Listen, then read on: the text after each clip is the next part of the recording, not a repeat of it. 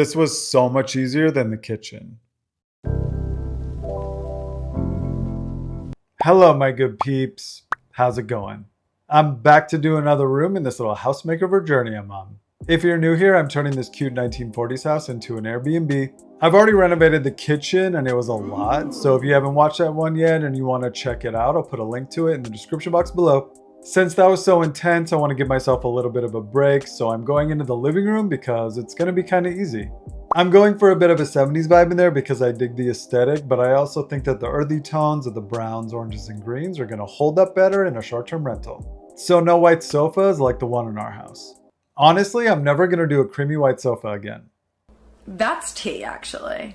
Anyway, the living room isn't bad, it just needs a fresh coat of paint and a few other things to make it better. The original wood flooring is in amazing shape and I love all these niches around the room, but I do have to get rid of this one because I want to put the TV on that wall. I know that might piss some people off, but I promise I'm keeping the rest because I really do like them. So yeah, I feel like I've already talked too much, so I'm going to start patching that up and then we can really get into it. Let's go! I started by taking out all the trim pieces with a crowbar and a little sledgehammer. It was just a few pieces of wood, so nothing too crazy. I needed something to attach the new drywall to, so I built this little frame out of some 2x4s that fit the size of the niche, and then I tapped it in there. I pre-drilled some holes and measured to make sure there was a 1/2 inch depth so the drywall would be flush with the wall. Then I secured the frame with some 3-inch screws. From there was the drywall. I did put a hidden note in before closing it up because I love doing that kind of stuff. I made sure to only screw into the frame behind the drywall so it was nice and solid. I definitely didn't want a flimsy wall. After that was all done, I started to mud. I ended up doing 4 coats to get it to where I was happy with it. The walls have this cool texture on them that I had to match. I think it turned out pretty good. I can still see where it was, but I don't think anyone else will notice. Then I started to go around the room to fill all the old nail holes that were in there.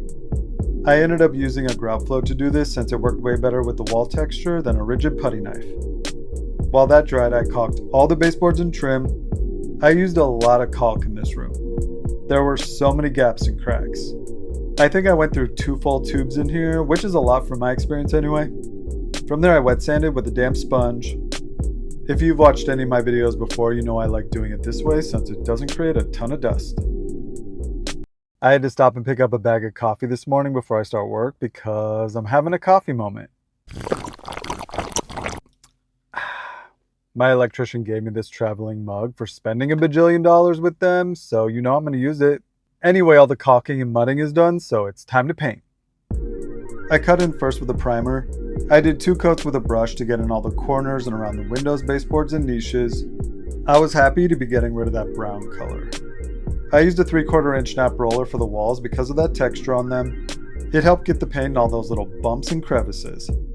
Sorry to use the word crevices, but I had to.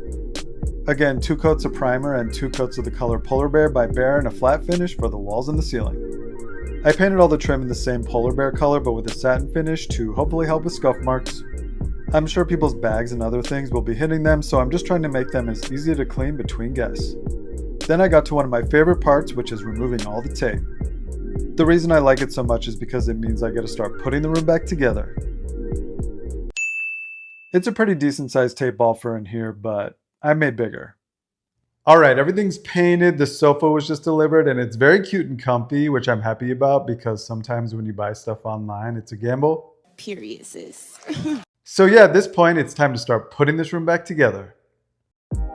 I found a rug at IKEA for a pretty good price for the size, and I also like the color for the vibe of the room.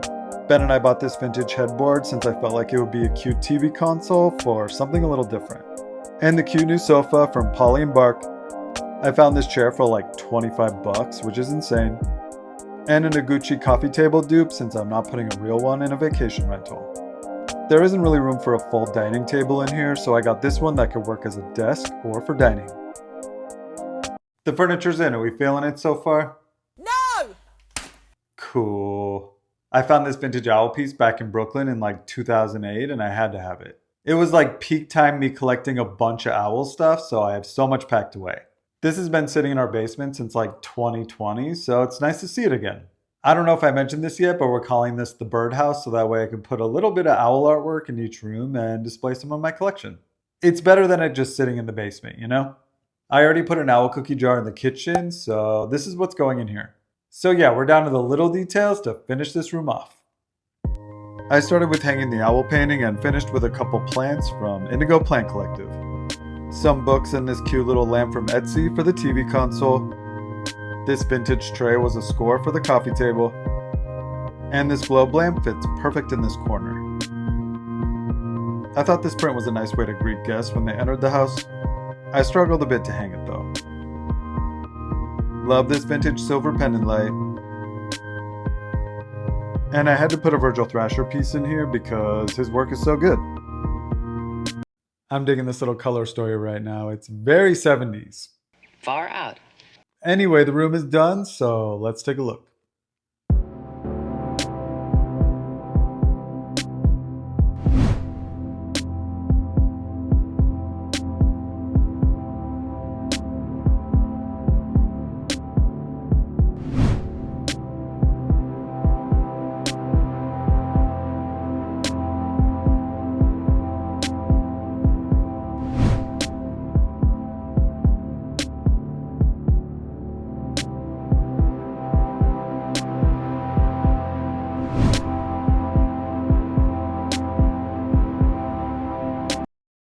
Second room done. Woo! I know I already said this, but I needed this little break after the kitchen reno. The living room's the biggest space in the house, but I needed the least amount of work, so I'm not going to complain about that. I think my favorite thing in there is the artwork. I kept everything pretty minimal, so those pieces are doing a lot of the heavy lifting to create a vibe in there. And I do love that sofa. It's super cute and comfy, and I hope it holds up. I did get the performance velvet, so if anything does happen, which I know it will, it should clean up nice. Anyway, I would love to hear what you think about it, so let me know in the comments, or if you have any questions about anything, feel free to leave them there as well. It would be amazing if you liked and hyped and all that other YouTube-y stuff to give this video some love, because it really does help my little channel. Subscribe if you want to keep up with everything that's going on in the birdhouse, because there's a lot more coming. Thanks so much for taking the time to watch. If you're still here at this point, I really appreciate you. And yeah, I think that's it, so I'll see you soon. Bye. It would be amazing if you liked and hyped and all that. I can't talk. It would be amazing if you liked and hyped and all that other YouTube-y stuff to show me that you give me What's my problem? I can't. It would be amazing if you liked and hyped and all that other YouTube-y stuff to give my videos